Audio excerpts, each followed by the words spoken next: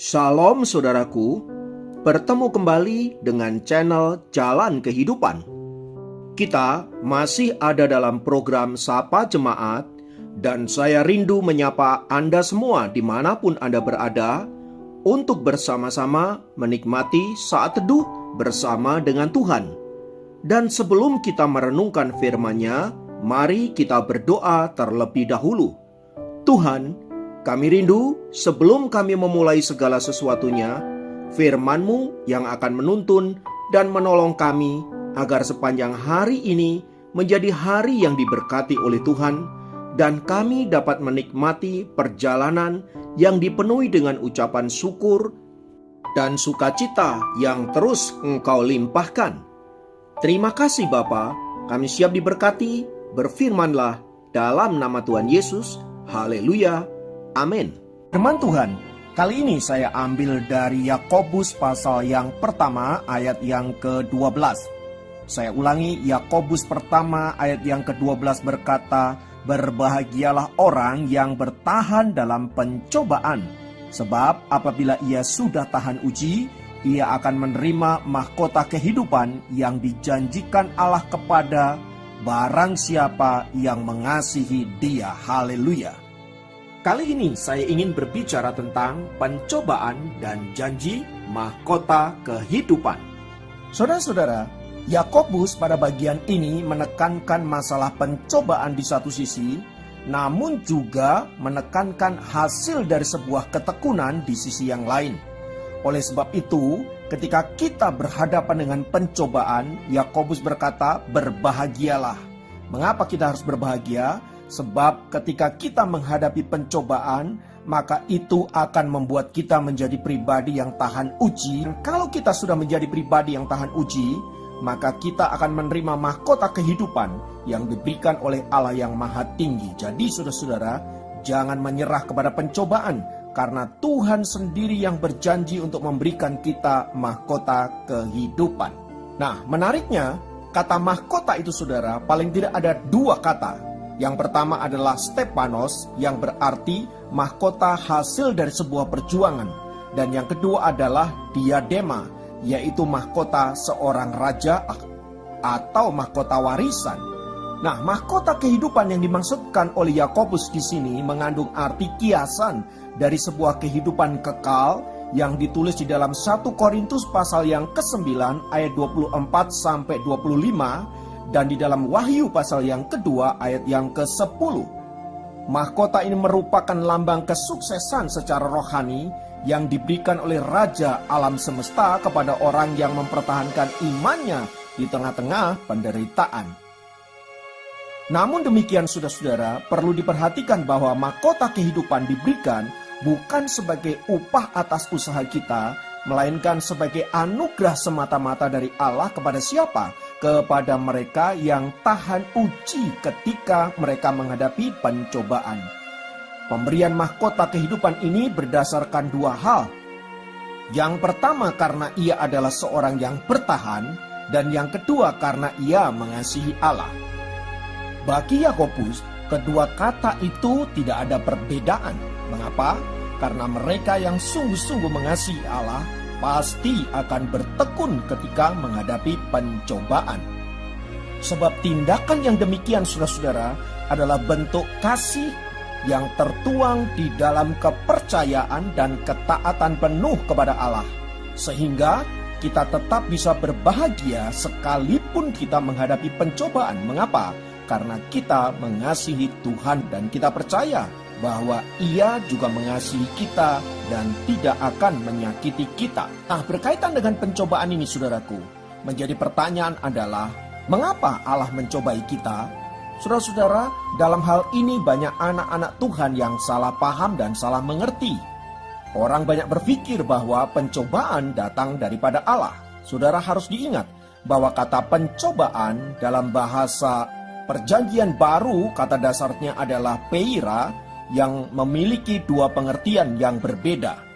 Yang pertama, pencobaan memiliki tendensius untuk menjatuhkan, dan itu datang dari setan dan dari keinginan pribadi kita yang dipenuhi dengan dosa.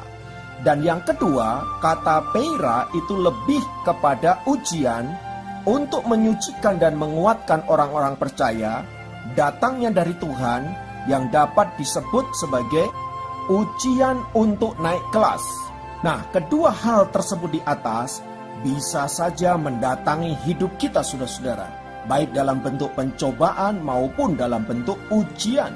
Nah, saudara-saudara, Yakobus menyadari kalau kita tidak hati-hati, maka ujian yang datang dari Tuhan yang sejatinya untuk menaikkan level kita ke tingkat yang lebih tinggi, itu juga bisa menjadi pencobaan dari dalam diri kita. Misalnya, kalau kita terus-menerus ditekan dalam keadaan sulit, mungkin saja kita akan mengeluh dan meragukan kasih Allah serta kemudian menolak Dia. Padahal situasi ini sebenarnya bisa dipakai oleh Allah untuk menaikkan level kehidupan kita.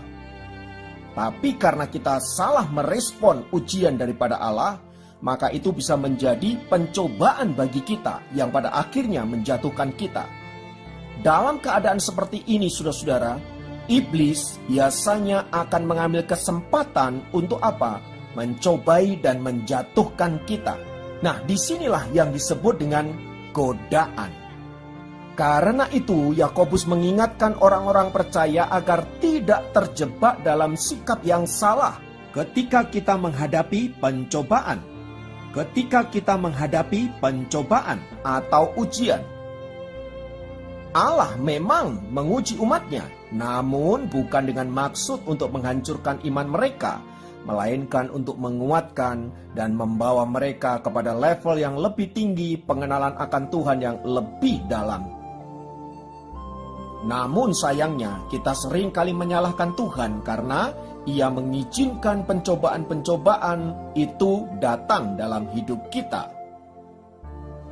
Seharusnya sikap kita dalam situasi demikian, saudara-saudara, membuat kita makin bersandar kepada Tuhan, membuat kita makin berharap kepada Tuhan, makin bergantung kepada Dia, dan merelakan diri kita untuk dibentuk dan diproses oleh Allah, karena kita tahu bahwa tujuan Allah membentuk dan memproses kita untuk menjadikan kita lebih baik dari sebelumnya dan membawa kita untuk boleh masuk dalam berkat-berkat yang lebih maksimal, lebih luar biasa lagi. Dan yang paling penting adalah membawa kita mengenal akan Allah semakin dalam. Oleh sebab itu, saudaraku, mari belajar melalui firman Tuhan ini, kita bersikap bijaksana di dalam menanggapi setiap proses yang terjadi dalam kehidupan kita. Baik itu bentuknya pencobaan-pencobaan maupun ujian-ujian yang Allah izinkan di dalam hidup kita. Pada akhirnya marilah kita menjadi orang-orang yang bijaksana, mengasihi Allah dan mentaati firman-Nya sampai kita menjadi pemenang-pemenang di dalam Tuhan dan menerima mahkota kehidupan yang dijanjikan di dalam kehidupan yang kekal dan abadi. Haleluya, mari kita berdoa.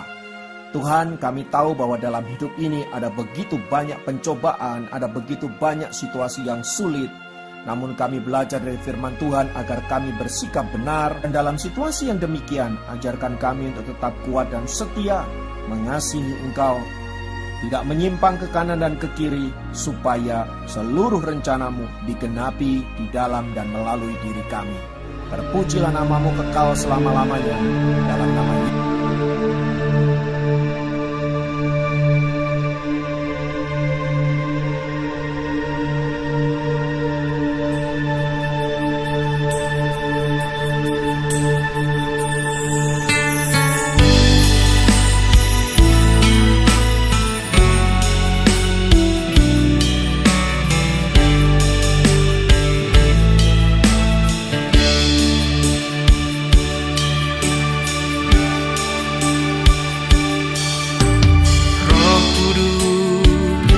Penuhiku, jamaah urapiku, kuatkan dan teguhkan, mengiring akan Yesus. Meskipun ada badai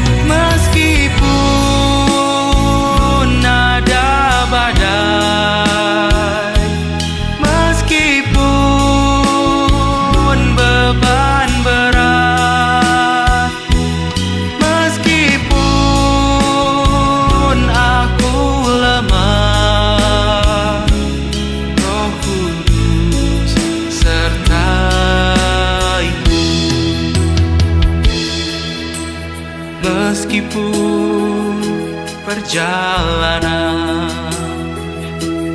penuh liku dan terjal, namun janji-Mu Tuhan sertaku selamanya, sertaku selamanya.